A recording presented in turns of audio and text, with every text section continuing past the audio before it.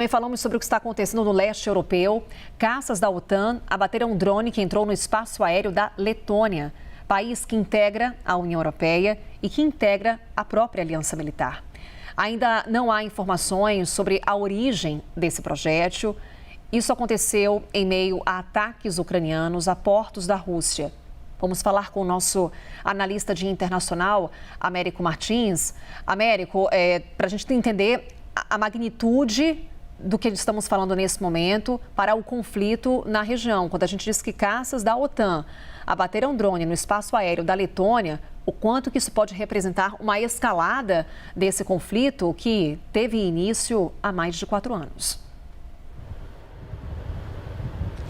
Carol, esse é um incidente muito preocupante, como você coloca, por 2 motivos. Esses países bálticos, inclusive a Letônia, fazem parte tanto da União Europeia como da OTAN. Portanto, nós estamos falando de um drone que invadiu o espaço aéreo de um país da OTAN, levou a vários caças da OTAN que ajudam na proteção desses países bálticos a levantarem voo na caça aos drones eventuais. Eles identificaram pelo menos um drone dentro do espaço aéreo da Letônia e um caça italiano derrubou esse drone. Portanto, nós estamos falando de um incidente que forçou as forças militares da OTAN a agirem para defender um país que faz parte da aliança. Não se sabe exatamente qual é a origem desse drone.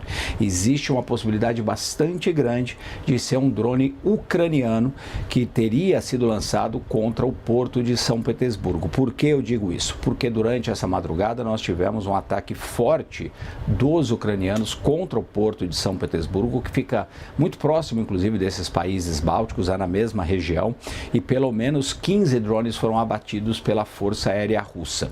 Uma das suspeitas é que os russos teriam conseguido mudar o rumo desse drone através de interferências eletromagnéticas. Eles fazem isso desde o início da guerra, assim como os ucranianos também, e eles acabam mudando o rumo desses drones. Essa seria uma das possibilidades que estão sendo investigadas pela OTAN. Pode ser também um drone russo ou mesmo um drone ucraniano que de alguma forma perdeu o seu caminho, mesmo sem a interferência dos russos, e acabou entrando no território de um país da OTAN. Essa não é a primeira vez, infelizmente, que a gente tem incidentes com drones, inclusive drones ucranianos, que foram desviados pelos russos sobre o território dos países bálticos. Em maio nós tivemos um incidente idêntico na Estônia, um país ali também, um dos 3 países bálticos, e segundo as autoridades da Estônia, teria sido drone desviado pelos russos, um drone originalmente ucraniano.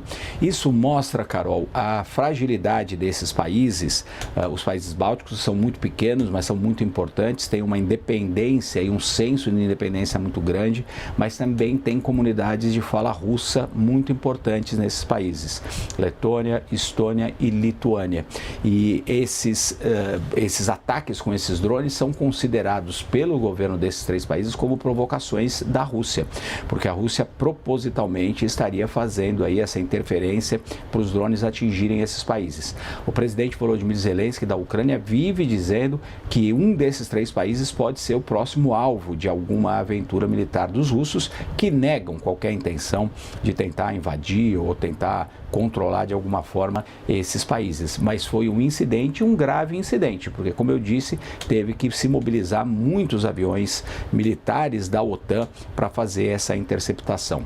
As autoridades da Letônia ainda não confirmaram a origem desse drone, estão fazendo uma investigação e muito em breve nós vamos saber qual é a origem desse drone. Mas isso também nos mostra, Carol, como essa guerra de tempos em tempos acaba atingindo indiretamente os países da OTAN.